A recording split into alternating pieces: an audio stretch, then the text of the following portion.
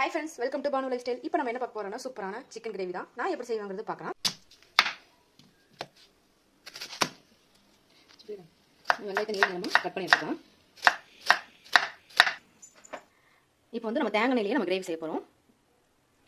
வந்து நம்ம ஆனியன் போடலாம்.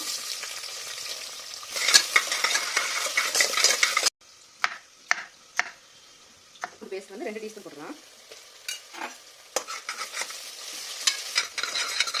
தக்காளி போடலாம். நான் வந்து 2 பெரிய வெங்காயத்துக்கு 2 தக்காளி எடுத்துக்கிறேன். கொஞ்சம் தேவையான அளவு உப்பு போட்டுக்கலாம். கொஞ்சம் மிளகாத்தூள், அதாவது நான் வந்து 1.5 டீஸ்பூன் மிளகாத்தூள் போட்டுருக்கேன். இதுக்கு வந்து பெப்பர் தூள் போட வேண்டாம். 1/4 டீஸ்பூன் மஞ்சள் தூள் போட்டுக்கலாம். 1 டீஸ்பூன் சீரகத்தூள், 1/2 டீஸ்பூன் பட்டை பொடி, அதாவது கரம் மசாலா தூள், 2 டேபிள் ஸ்பூன் மல்லித்தூள் போட்டுக்கலாம். இது கிரேவி கொஞ்சம் அதிகமாக வேணும், அதுக்காக வேண்டியது கொஞ்சம் மல்லித்தூள் அதிகமாக போடுறோம். ஸ்டேஜில் ஒரு 2 டேபிள் ஸ்பூன் தயிர் ஊற்றிக்கலாம். தயிர் வந்து ஊற்றுறதுக்கப்புறம் இறக்கி விட்டுக்கலாம். தண்ணி ஊற்றவே கூடாது. இப்போ ஊற்றக்கூடாது, நம்ம சிக்கன் போட்டதுக்கப்புறம் ஊற்றிக்கலாம். இந்த ஸ்டேஜில் கொஞ்சம் 1 டீஸ்பூன் சிக்கன் மசாலா, உங்களுக்கு வந்து சிக்கன் கிரேவி பொடி என்ன பிராண்டானாலும் ஓகே.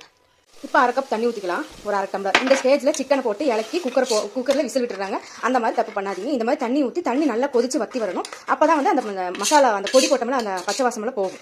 இந்த மாதிரி நல்லா கொதி வரும்போது கொஞ்சமாக கொத்தமல்லி இலையும் கருவேப்பிலையும் போட்டு விட்டுருங்க. இந்த ஸ்டேஜில் ஏன் நம்ம கழுவி வச்சு சிக்கனை போட்டுடலாம். சிக்கனை வந்து நல்லா இறக்கி விட்டுருங்க. சிக்கனில் தண்ணி நிறைய வரும், அதனால் மறுபடியும் ஒரு டம்ளர் தண்ணி மட்டும் ஊற்றினா போதும். நம்ம வந்து இது சாதத்துக்கு, இட்லிக்கு, நம்ம வந்து அப்புறம் வந்து சாதத்துக்கு ஊற்றி சாப்பிட்ற மாதிரி தான் நல்லாயிருக்கும். சைடிஷாக தொட முடியாது, இது கொஞ்சம் தண்ணி மாதிரி வரும். இப்போ நான் வந்து பரோட்டா வந்து விசில் விட்டுறலாம். ஒரு 2-3 விசில் விட்டுக்குங்க, நல்லா பஞ்சு மாதிரி வந்துடும். ரெடி ஆயிடுச்சு பாருங்கள். தண்ணி மாதிரி இல்லாமல் திக்காவும் இல்லாமல் நார்மலாக பரோட்டாக்கு ஊற்றி சாப்பிட்ற மாதிரி இருக்குது. இது வந்து இடியாப்பம், பத்திரி, ஆப்பம், இட்லி, தோசை எதுக்கான